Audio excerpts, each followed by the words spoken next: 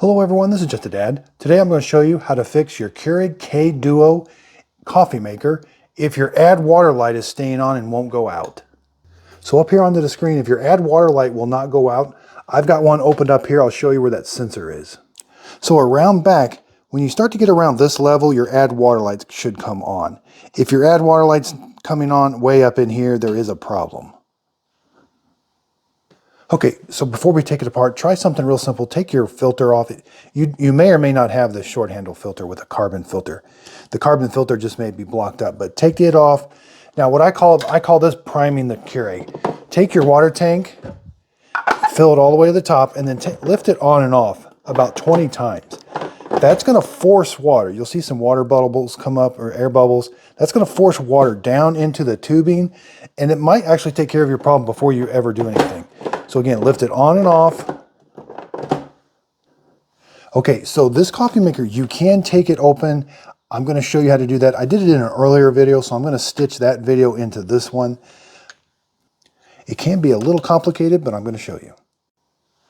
But before you take it apart, there's the low water sensor. And what that does is when there's water in the tank, water is going to be pushed through here. It's going to go in this line. It's going to raise in this line according to the water level. That's a vent. This is just open to the atmosphere up here. And I think what happens is that gets clogged, but it's a little hard to see and find up here, but you can take it apart.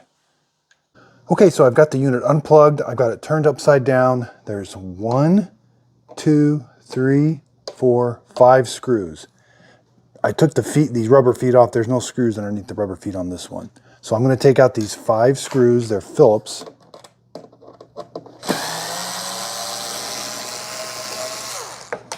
Okay, so once you got the screws out, there's these little tabs. I just kind of pried that up a little bit, and then there's one over here. So then just work your way around with a screwdriver. There's these little tabs. You want to pry the outer panel towards you to get it to undo these tabs around. And then kind of flip it over, and you can get a screwdriver in here, and then just work this away around. So once you get those undone, this piece will start to come off. So this piece, once you get those tabs undone, it will just slide off. Okay, so there are 2 hidden screws right under here. You got to pry these off. I found like a little needle point kind of pries them off. Okay, so you can also get, if you pry this piece off and push down on these tabs and push down right here, you can get this piece off too. Okay, so once you got it to this part, again, there's the low water sensor. We got to find the other end of this tubing right here. So this part can be a little hard to take off. There's tubing connected. You don't need to disconnect it, but you'll see right there is the vent. There's a little clear. So right there, that has to be open to atmosphere. So sometimes insects, sometimes coffee grounds can get down there and clog that. If that's clogged, water's not going to be able to rise in this line, and it needs to get above this sensor in order for the add water light to go out. So water will rise in this line according to the level inside the tank, but it will not be able to do that if that line is blocked. So here I've got one that I've not taken apart.